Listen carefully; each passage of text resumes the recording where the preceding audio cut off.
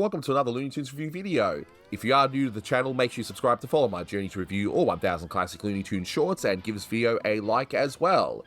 So this is a review for Bully for Bugs, and with me today, because they bullied me into coming on this particular one, are my good friends Manny Cruz and Matt Hunter. Say hi, guys.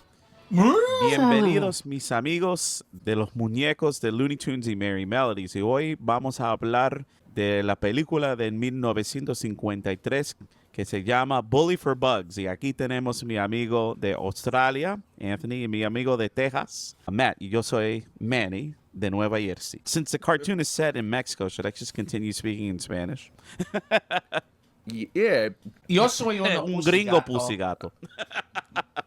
Gringo pusigato. See? Alright, so just a few bits of info to get underway. So as mentioned, this is Bully for Bugs, released on the 8th of August 1953. It had a Blue Ribbon reissue sometime in 62. It's the 686th in the series, and it's directed by, who else? Chuck Jones. You can find this on the Looney Tunes Golden Collection Volume 1 DVD set and on the Platinum Collection Volume 3 Blu-ray set. It's under copyright. You will not find this cartoon on YouTube. It'll just get blocked. In case you haven't seen this one, it's kind of overplayed. A lot of people have seen this, but in case you're one of the few that haven't seen it, Bugs Bunny once again makes the wrong turn at Albuquerque and ends up in a bullfighting ring where he goes up against a rather vicious bull. So, not really much to it.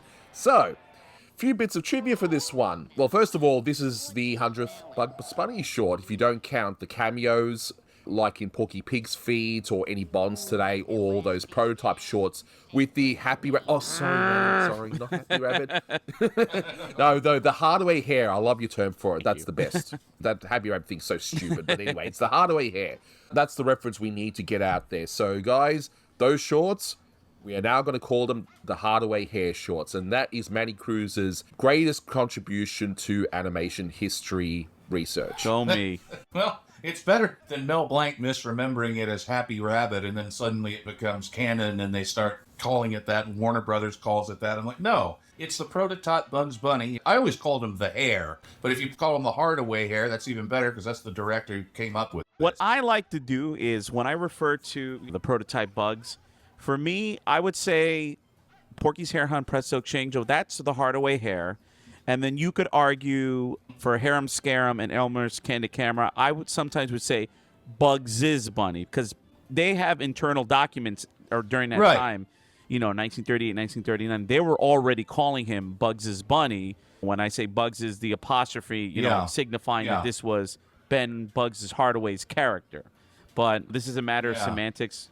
Well, there actually was some merchandising or stuff like that that labeled it Bugs' Bunny on rare piece of merchandise. Yeah, as early as 1939. So they were calling him Bugs or Bugs' Bunny before Tex Avery actually defined the character. But the name for a gray rabbit preceded that. So there you go. We've gone on for the history of Bugs Bunny probably more than anybody wants to hear. But this cartoon, though, it kind of goes with that, because this is one of the cartoons that was featured on Cartoon Network when they used to do the June Bugs marathons. And I vividly remember the bit with Bugs slapping the bull being part of the bumpers of that marathon, where they would literally go a whole weekend and just run all the Bugs Bunny cartoons they could chronologically, except like 12 of them that they censored. But it was the complete Bugs Bunny. Pretty much, it was like, I think, the first week of June every year forever. And I don't know why they stopped. I guess because they didn't show Looney Tunes anymore, which kind of was terrible. But at one point, it was their highest rated event ever. For the listeners out there in the audience, Matt and I, and Anthony as well, we are all old. So we remember the 90s and the early 2000s. But yeah, I've said this in another commentary, and Matt, you just said it, but me getting into this hobby of Looney Tune research and everything, and joining the old Termite Terrace forums where I met you and others, it coincided around the time of the whole big June Bugs controversy. This is 2001 in particular I'm talking about. I was a middle schooler at the time, for context. I definitely do remember the bumpers you're saying, which I would say one of my favorite scenes in any Warner Brothers short, but just also musically, which, I'll go into details later during my whole Manny's Music Time gimmick. But it's just a perfect segment of timing and just the way that Carl Stalling and Milt Franklin play with the music. And it's freaking hilarious, that scene. It never gets old. It's one of the quintessential Looney Tunes scenes, the bug smacking the bull in the face. Oh, definitely. This is a masterpiece in Carl Stalling and Milt Franklin's portfolio. I mean, you just listen to this cartoon, it sounds wonderful. It sounds funny even if you're not even watching it. I also think it's one you can enjoy it with the picture off and enjoy it, and you can enjoy it with the sound off and enjoy it. It's a perfect balance. And I know it's overplayed. I know it's one that aired on every TV channel. It was on the Bugs Bunny Roadrunner movie. So people have all seen this cartoon, but if it's on, I will watch it. I will sit and I will pay attention to it, and I will catch stuff that I hadn't seen before. It's that good. Exactly. I mean, did you notice this time round the background saying Salos Senor de Gord, which is my next bit of trivia? That's a reference to the background painter, Philip de Gard. I did not notice that, but who was the guy last time? Gordo or something like that. Yeah, it was some kind of Picasso thing. Yeah.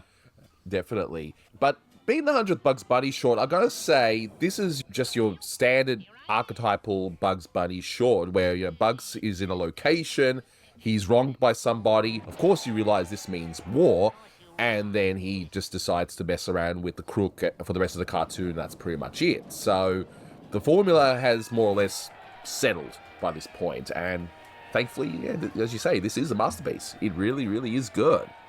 If you think about it, cartoon logic comes into play.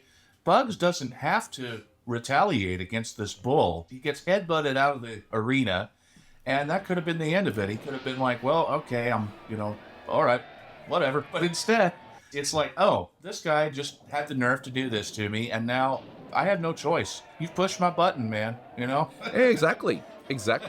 But we just do have to mention the whole thing about bullfighting, which some do consider barbaric. It is considered to be, I suppose, an event of cultural significance in places like Spain. And it still goes on today, and it's one of those culturally protected things, regardless of what your feelings are on it. Similar to how in France, how they make foie gras, and how they force-feed geese, and they make them, foie gras out of their liver. So it's one of those things, and apparently, according to Chuck Jones, Eddie Seltzer announced that bullfights aren't funny, and that is, I do happen to agree with Eddie Seltzer on that one, but apparently the genesis of this short was that Eddie Seltzer said bullfights aren't funny, so they decided to make this short. So, all right, sure. Yeah. Yeah. He heard them talking one day, I guess, and they were passing around ideas, Jones and Mike Maltese. I don't want any cartoons made about bullfights. Bullfights aren't funny. And Maltese said, well, that was the voice of God right there. Now we got to do it. It was kind of like the idea of the Roadrunner we were talking about, how Seltzer thought that the title Fast and Furious was not funny. And a guy with an ego like Chuck Jones supposedly had, it's like, of course I'm going to do this. You tell me not to, I'm going to do it. Exactly. There's a lot of pushbacks when it comes to upper management decree. I would imagine that would still happen in just about every single workplace out there, Oh, yeah. Oh, dear. But as you say, look, it's an overplayed short to be sure, but it is funny. And, as long as you don't overthink it with what really happens at the end of bullfights and that, it's funny. It's good. I quite like this one. But I never actually saw this one too often growing up, believe it or not. I don't know why. I actually saw this one mainly on the Looney Tunes Golden Collection Volume 1 when that came out. But thankfully, once I saw it, I'm like, hey, this is actually really funny. But I guess we'll take a look at the short from start to finish, because there's definitely quite a bit to cover for such a quote-unquote simple story short. You look at the beginning, I just love those confident poses of the Matador, and it's only slight animation. I mean, Jones, by this point, wow. He knew that you can hold a pose for maximum effect here. It's fantastic. And then you slowly see some slight actions to show fear. You notice the guy barely moves, and at one point he raises an eyebrow and wiggles his nose, and that's it. That's the only animation on the guy for the first 2 seconds you see him. And then you see the bull come in and he looks at him, and then all of a sudden the guy smiles. And then he quickly stops smiling, and the bull sneers, and the bull starts kind of traipsing his hoof on the dirt. Bullfighter kind of stretches his leg out like, I'm going to start maybe moving this way. And then all of a sudden you see a flurry of hoof prints in the air. And then he's chasing this guy around the ring. And the bullfighter, the Matador, just runs away just as Bugs Bunny is tunneling into the arena. And Bugs doesn't really know what's going on. He doesn't care. He's lost. He's like, this doesn't look like the Coachella Valley to me. And for those who don't know, like I didn't know. I actually did not know before watching this short again for this review. I believe that's the Greater Palm Springs area in California.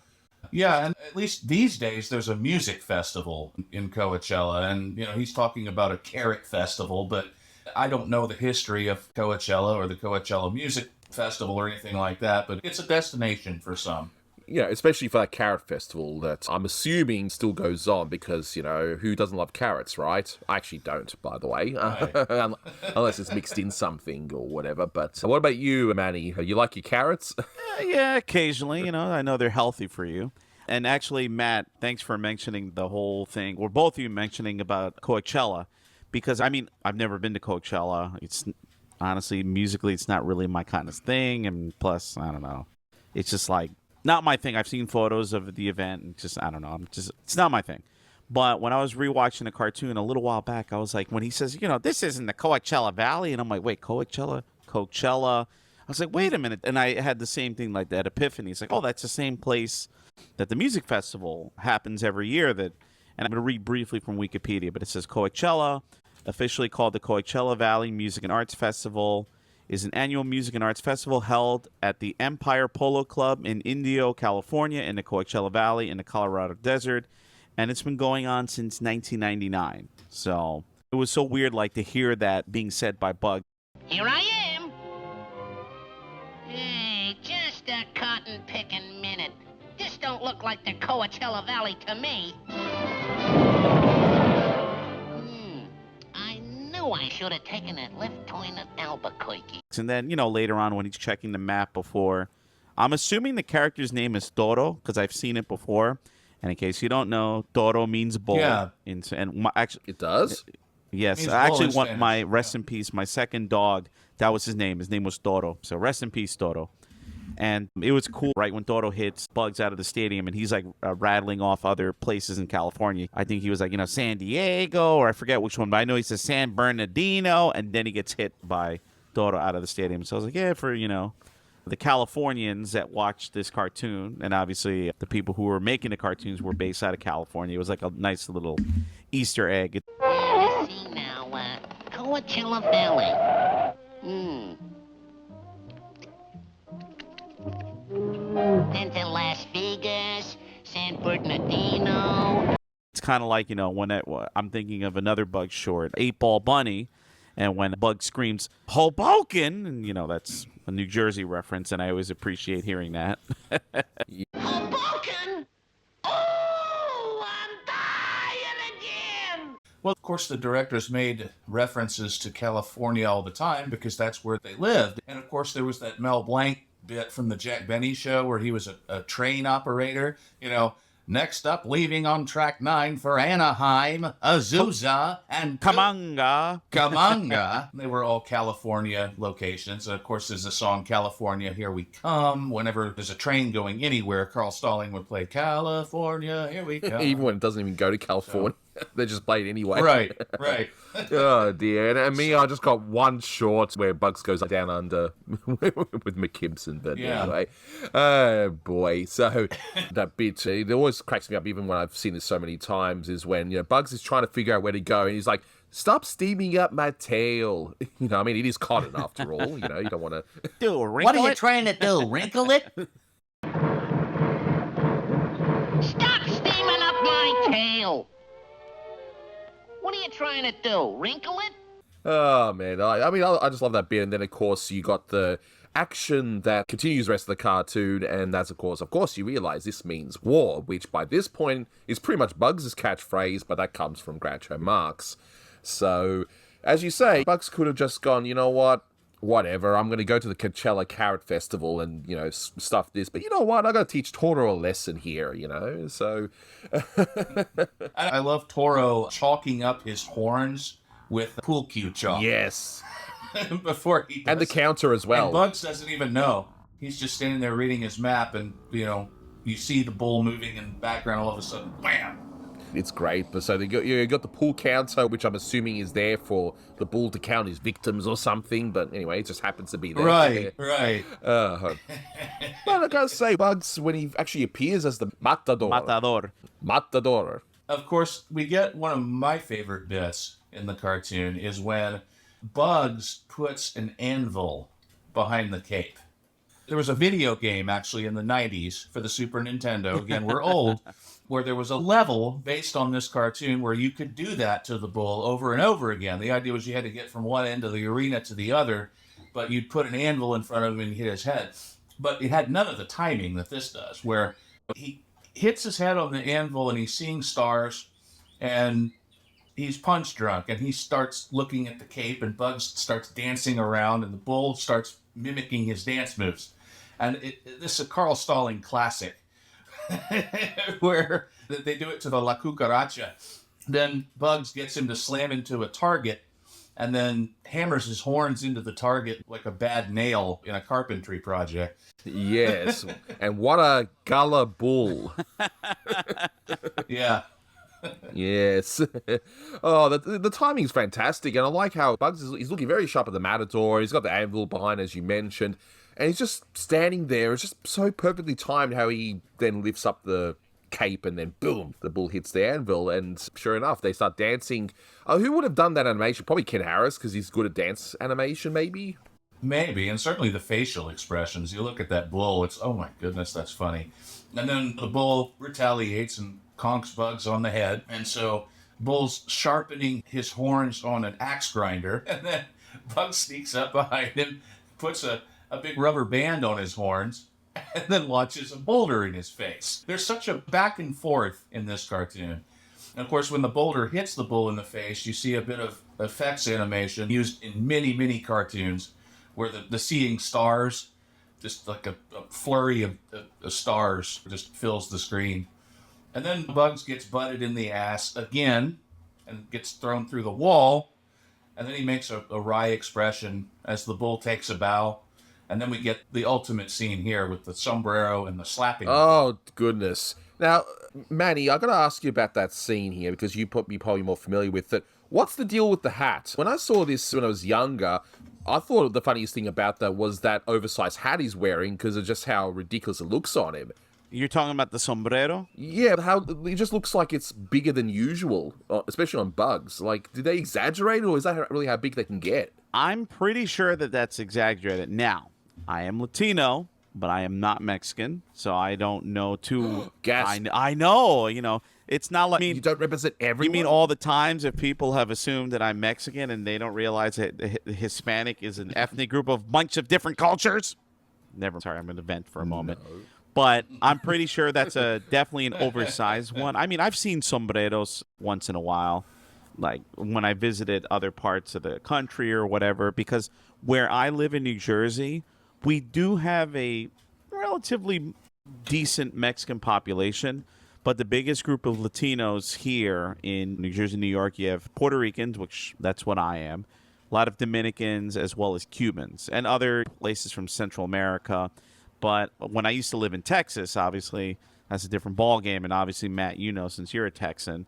And from the times I've been in California, sure. I've been to California twice in my life, and I've seen more of Mexican culture. But in our part of the country, it's more Caribbean and Central America as opposed to Mexico. But a sombrero is a type of wide-brim Mexican men's hat used to shield the face and eyes from the sun. Based off the pictures I've seen, some of them could be pretty oversized, but not that big. I mean, this is definitely going towards the very big sombrero, or actually, there wasn't a sombrero, the 10-gallon hat that Homer wears inside the Quickie Mart. You knew this was coming, Anthony. Come on. I knew. Go about your business. Yes, I set you up. I think it's an exaggerated. Yeah. I've seen him in some really big sombreros, big ornamental, fancy ones, at the rodeo that we have here in Fort Worth in Texas every year. And they have a night that's the Mexican rodeo. And it's the Mexican-American cowboys and their traditions. And you'll see some really big sombreros that are decked out with pom-poms and rhinestones and sparkly gimmicks, and they're really oversized. So I think this is kind of a parody of that. I know for sure that if I ever do make my way to Mexico, because I do want to visit Mexico, by the way, one day, I definitely want to get one of those hats, and then I'll do my Simpsons reference when I see a really big hat. It's like, well, it's pretty big, I guess, because I'll be expecting like the one that Bugs wears. But my goodness, the timing in this scene and the slaps is just so on point. It's so funny. It cracks me up every time I see it. Oh my. I will watch this cartoon. If it's on, I will stop and watch it. And that scene gets me every time. Bump, bump, bump, bump, bump, bump, bump. Slap, slap. And we'll certainly get into the music Perfect. very soon, because I'm sure Manny's got a lot to talk about in that front. Because I hear rumors that it's a Mexican theme with some of the music here. Just a hunch. Possibly. And some of the effects of this bull running, I don't know if you guys noticed, this is when Chuck Jones will now start to do this little effect where, to showcase running, he'll do this with Witch Hazel later on, but he'll suggestively show running. So you'll see just a few frames of feet. I don't know if you guys noticed that. Yeah, the kind of hoof prints in the air. Yeah. Right? Because when Witch Hazel would make a hasty exit from the screen, it would be hairpins. Yeah, so this is the first time Chuck's actually done this effect, and I think he probably just liked it so much that he ended up doing it as the shorts go on, especially, yeah, Witch Hazel, as I mentioned. So, yeah, the bull eventually has a gun on his tail, and then he does that wonderful pose, like, oh, look what I can do now. shoot. Yeah. And apparently elephant bullets are too strong. No more bullets. Well, yeah. You do, and I'll give you such a pinch. What is it with Chuck and elephant guns and elephant bullets and all that? It's just so bizarre. But anyway. And I love the timing of the bull just charging. And Bugs is sitting there, he's riding the wheel. Like it's just like the building all this tension of this bull running, and then just Bugs opens the door anyway. Just that timing. I know Clamper would do similar things in the mid-40s and that, but the way Chuck does it here is so good. Why does he even need to ride a wheel? Like, I don't know. But you have to wonder, how on earth did Bugs build up this whole contraption thing at the end, you know? And how big is this stadium? And The whole Rube Goldberg contraption that he's got built for him, where the bull is airborne for like 2 minutes. And talk about a good ad for Red Bull, it gives you wings. yes, so there's another bit of trivia. This is where Red Bull comes from. No, it's not the fact. It's not the truth. It's not. So, you know, we end up with the cape showing the end, and we'll assume that someone gives him directions to Coachella Valley and everyone lives happily ever after. And I did want to point out that all that cheering that you hear throughout this short, they are actually genuine crowd noises from an actual bullfight. I've since learned that, yeah, Chuck Jones actually recorded that and it was used. So did not know that. I don't think the bull noises, I think they were stock by Trek Brown, but I think it was mainly just the crowd sequences. Got some authenticity in that way. Now, Manny, as I mentioned before, rumor has it that this short features Mexican music, but what do we hear in this short? So it's time for Manny's music time with music trivia for today. Okay, you get the point. Every time. I thought you would have done it in Spanish. Damn. Es el tiempo para el tiempo de música de Manny ahora con, I don't know how to say trivia in Spanish, with the trivia de música por usted hoy. Something like, wow, that was awful. I think I'll have to work on my Spanish translation of it, you know, make it sound a little bit more, that it flows better rhythmically and melodically. When we get to the Speedy Gonzales cartoons, then Oh, you can yeah, use I have that. time to practice. So, what does this cartoon have in terms of cues? So, it starts off, obviously, with the Looney Tunes theme, The Merry-Go-Round Broke Down. And in the opening titles, you hear, you could say this is the theme music from the 1935 film In Caliente, okay?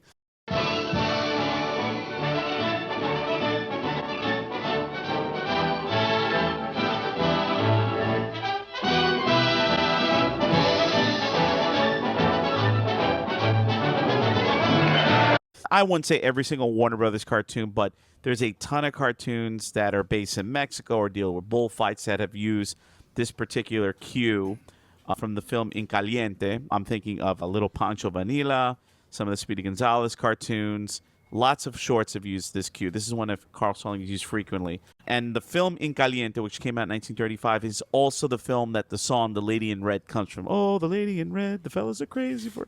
So on and so forth. And then it goes into the song Muchacha. And this one, when I was watching a short, I was actually confusing it with another song from the film In Caliente. Because when I read Muchacha, which is another Harry Warren and Al Dubin composition, I was thinking of which is another song you usually hear in Mexican-related cartoons. But I didn't hear it in this one. But muchacha is actually bum bum bum. Ba-da-da-da-da-da-da-da-da-da-da. So you hear that one in this short. That's the name of it, and it's another one that's used frequently in Mexican theme shorts.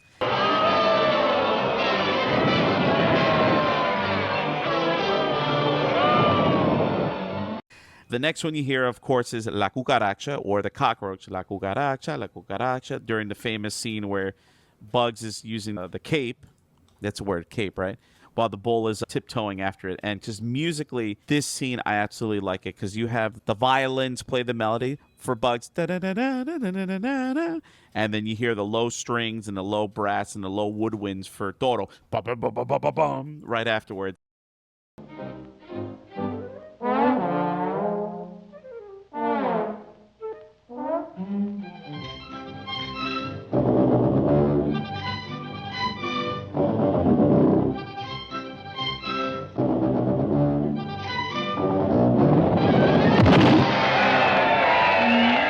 This is just another example of not only how brilliant Carl Stalling's arrangements are, but just the orchestration itself. Because I wish I had more access to this information. I say it now, so it comes into existence. I would like to see maybe more documentation. Maybe Carl Stalling told Milt Franklin, hey, this part of the cartoon for La Cucaracha, let the violins do this part and let the low woodwinds and the low reeds do the part for the bull. And it sounds so funny. Like you said, this is one of those cartoons you could just put it on and not even watch it, and the soundtrack is hilarious in itself. So later on, after that, you hear during the famous smacking scene, bum bum. That is La Chiapanecas, and it's a traditional melody from Chiapas, which is a region in Mexico. And according to Wikipedia, and I quote, there exists controversy about the authorship of the Chiapanecas melody, but the most probable account is as follows. The melody was composed by the musician Bulmaro Lopez Fernandez, who was born in that region. And he was influenced by women's attire of the region that he grew up in, and he wrote the melody. But let's just say for now that La Cucaracha and La Chiapanecas are Mexican folk songs. We don't have an exact origin as to who the composer is.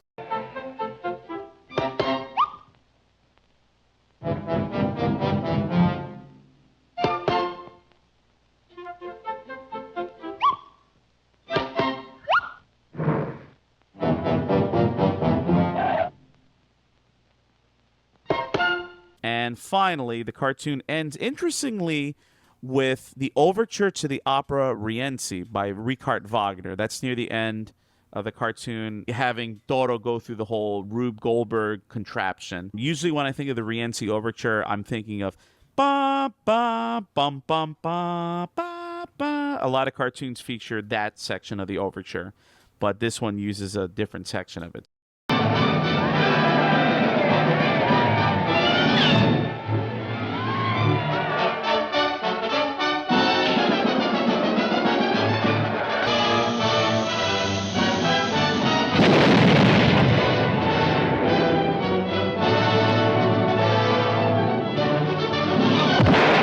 So look at that. You have American music from films by Warren and Dubin, Ali Rubel, who wrote the music for In Caliente, and Mexican folk songs, and a little bit of German music from Richard Wagner. What a nice mix, huh? What a musical encyclopedia I am. Carl Stalling's mind was. Well, Carl Stalling, you too, but Carl Stalling in particular. Oh, man. There was two little things that I wanted to bring up. Actually, let's say three. So first off, there was one sign that you guys were talking about, the signs that Phil DeGard painted. One of them in the beginning, he says Buenos Dias. That's incorrect. It's Buenos Dias, because Spanish is a masculine, feminine language. Words ending with A, feminine. Words ending with O is masculine. But the word dia, day, is an exception. You don't say la dia, it's el dia. So if you were saying good day or good morning, instead of buenos dias, it would be buenos dias. So that was just one little thing grammatically that caught my attention. Oh, Nah, the short's unwatchable now. that's it. Throw it out. Fluff, nonsense. We'll never see it again. That's right. 1 out of 10. That's one rating. 1 out of 10 now. I hope somebody got fired for that blunder. Yes. You beat me to it. I wrote a very important note. I wrote toros equals bulls. And of course, I'm thinking toros equals bulls. And rail means rail. So, of course, I had to put that in. I really love the still shot of Bugs as the bullfighter. I'm surprised that that specific shot, like the upward shot of Bugs, has not become a meme yet. And I say this now, and then like in another week, you're going to see memes of, I don't know, that swag you have with blah, blah, blah, or like that confidence that Bugs has in that scene. I mean, the bullfighter earlier on in the cartoon had the same confidence. I really like the sneer he does with his nose when it lifts up. And it's just this cartoon's just another masterclass. It's just Jones's poses where it's like literally the smallest little facial tick or thing tells you exactly what's going on in the character's face. Anthony, I'm actually a little surprised and disappointed at you because there was two beautiful dad jokes that you failed to mention. You were being a real cow poop, and you were being pretty gullible. What a gullible. What an cow poop. Well, recording. I mentioned the gullible. Okay, I didn't catch that, but you are a real cow poop. We're not mentioning that beautiful line right there. So, chef's kiss.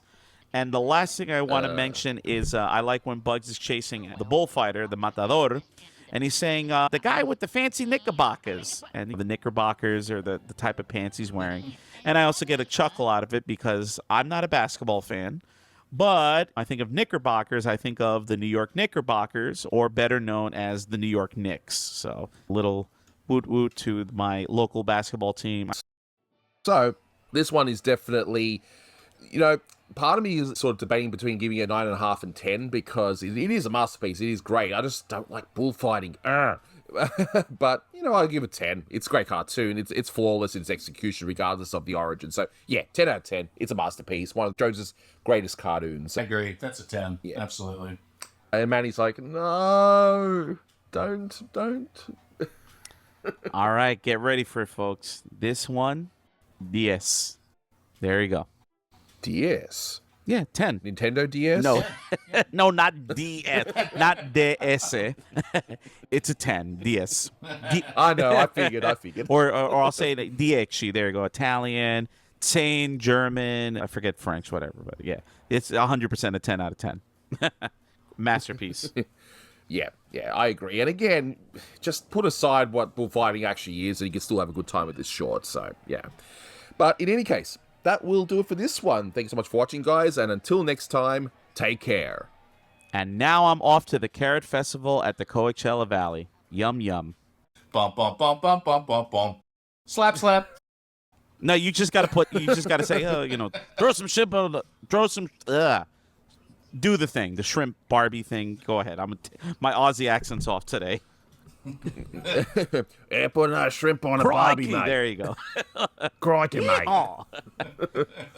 That's it. Why do I bring you guys on? But anyway. Oh, look at that massive croc. Hey, we should poke it with a stick and make it mad. Oh, no. Oh.